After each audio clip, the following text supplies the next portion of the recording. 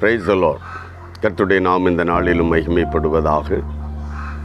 இந்த அதிகாலை வேளையில் உங்களோடு ஒரு வார்த்தையுமாய் கடந்து வர உதவி செய்த தேவனுக்காய் நன்றி செலுத்துகிறேன்.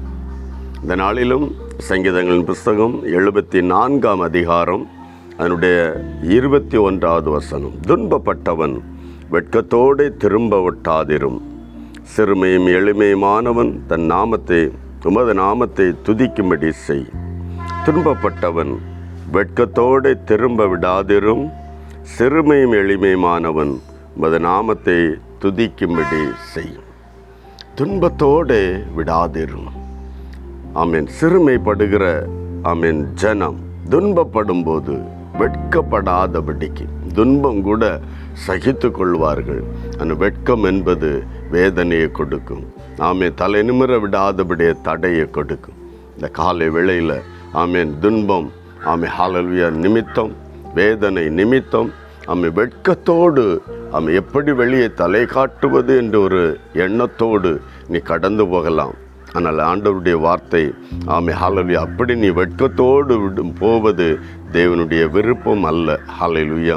துன்பங்கள் வரும். இந்த உலகத்தில் உபத்திரம் உண்டு என்று தான் கர்த்தர் நமக்கு சொல்லியிருக்கிறார். அந்த துன்பங்களை சகிக்கிற பலனை, அந்த துன்பங்களில் தப்பிக்கிற வழியை பரிசுத்தர் நமக்கு திறந்து தருவாகவே.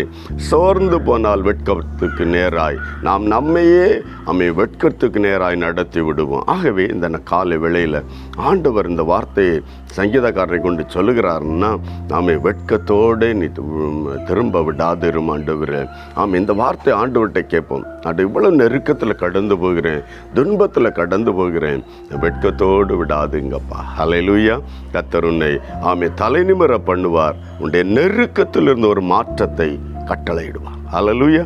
தேவ சமூகத்தில் நோக்கி பார்க்கலாம். ஒரு நிமிடம் என்னோடு இருந்து இணைந்து செபிங்க.